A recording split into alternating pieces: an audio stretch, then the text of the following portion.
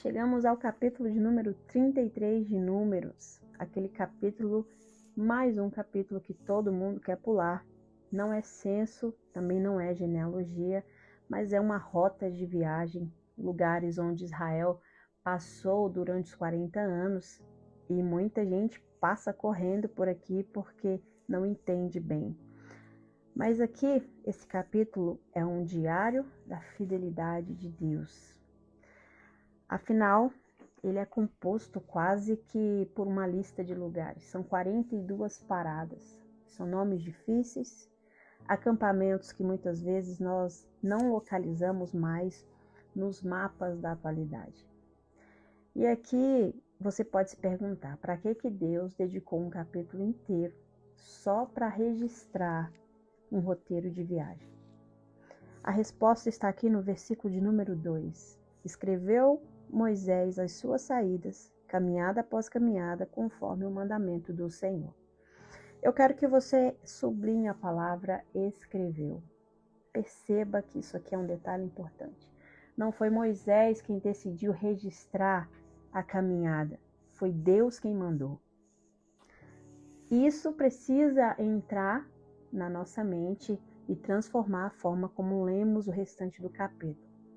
Porque enquanto nós valorizamos apenas a chegada, Deus também valoriza o caminho. Enquanto nós só queremos contar as conquistas, Deus faz questão de registrar todos os nossos processos.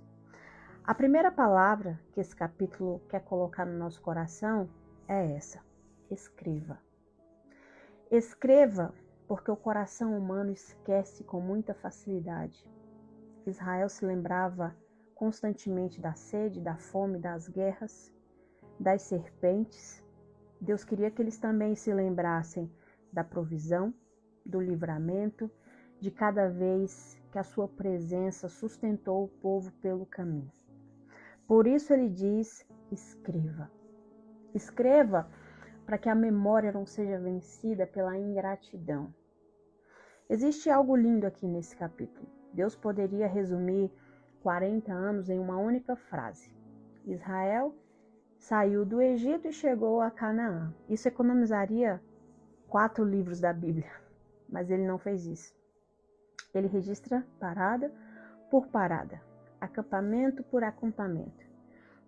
Aquilo que nós chamamos de fase, Deus chama de história. Nós, muitas vezes, sentimos vontade de apagar alguns capítulos da nossa vida, mas Deus está dizendo para nós hoje: escreva. Escreva Mara, escreva Refidim, escreva Cades Barneia, escreva o Monte Or, escreva os dias em que você não entendeu o que Deus estava fazendo, porque um dia você vai descobrir que a fidelidade de Deus não apareceu apenas quando a promessa chegou. Ela esteve presente em cada etapa do caminho. Perceba que Deus não registra apenas os momentos de alegria aqui. Ele registra as águas amargas de Mara, a falta de água, a incredulidade, a morte de Arão, no verso 38. Isso revela um Deus que não tem vergonha dos processos pelos quais ele nos faz passar para nos formar. Nós gostamos de contar apenas os testemunhos.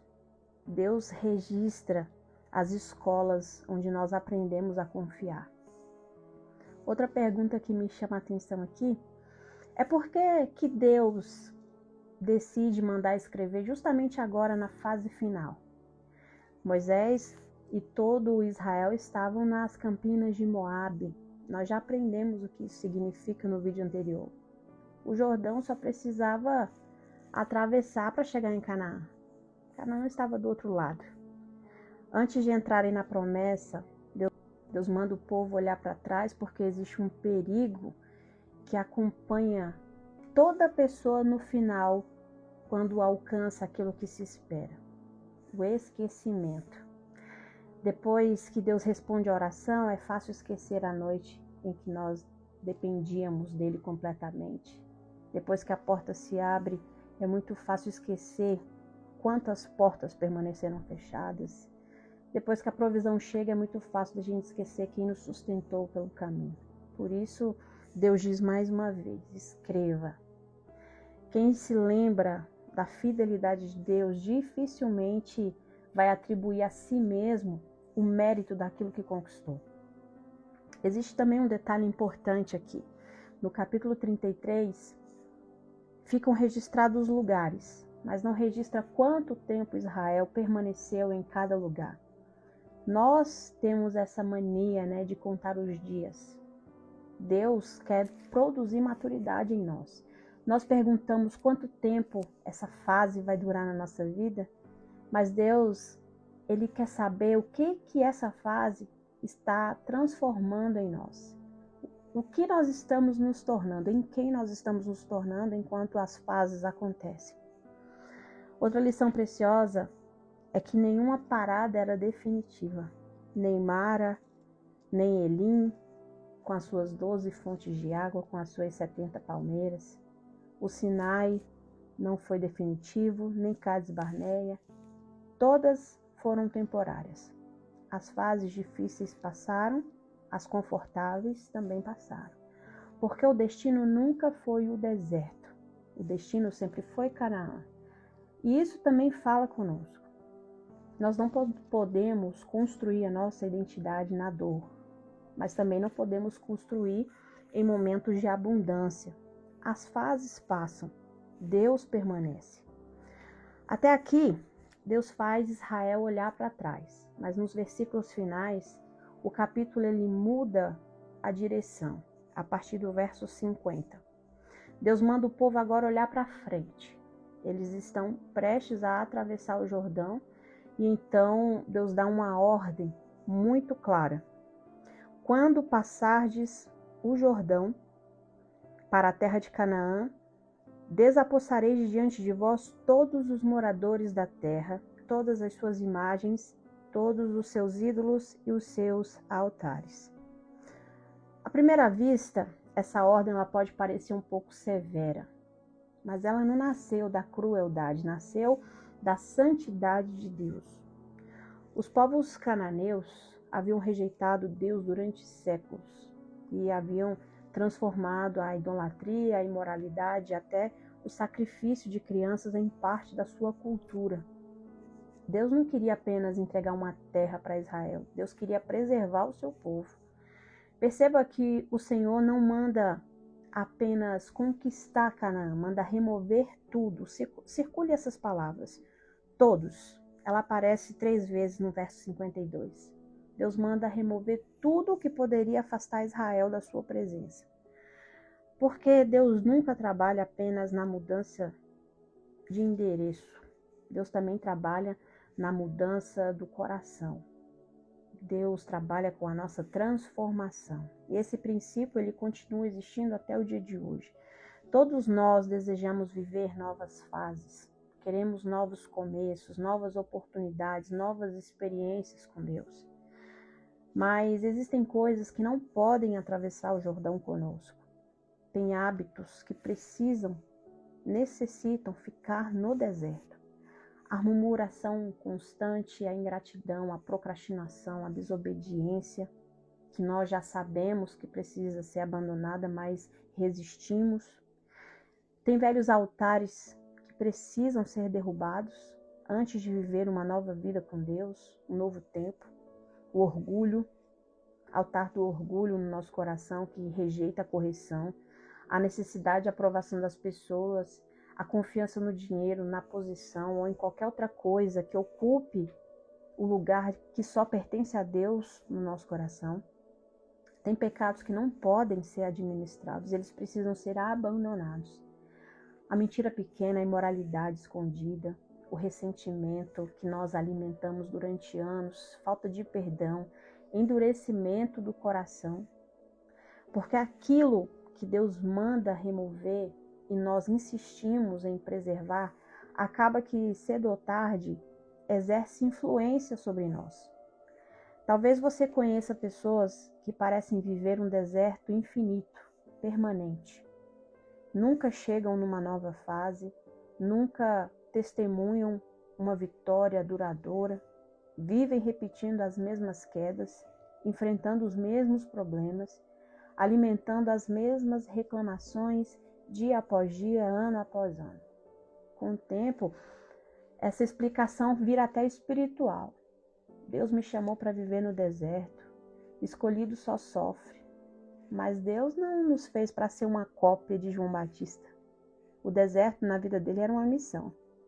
Números 33 nos lembra de uma verdade importante. O deserto fazia parte do caminho, nunca foi o destino. Deus não libertou Israel do Egito para que eles aprendessem a viver no deserto. Preparou o deserto para formar um povo e Canaã para lhe entregar uma herança. É verdade que Deus usa o deserto como um processo para nos amadurecer. A própria Bíblia está repleta de testemunhos disso. Mas também existe o perigo de usar o discurso do processo para esconder uma vida resistente ao arrependimento. A transformação, a gratidão, a fé precisam ser frutos que o deserto precisa gerar em nós.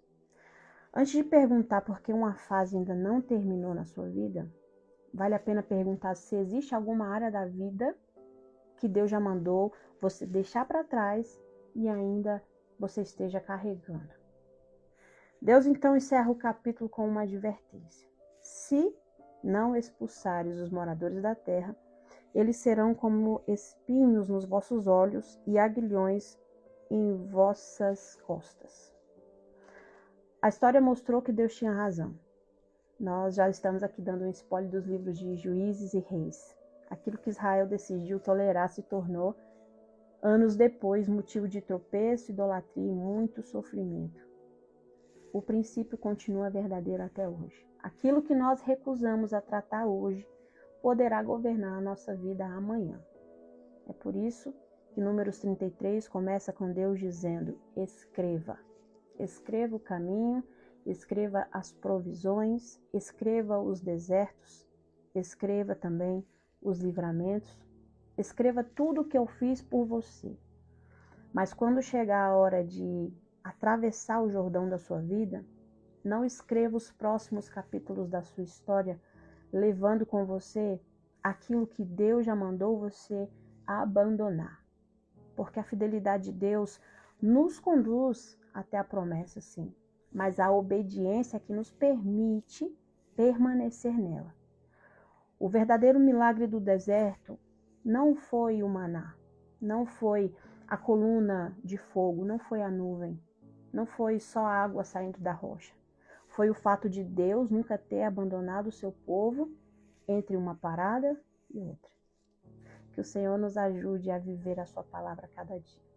Deus te abençoe e tenha misericórdia de nós. Em nome de Jesus.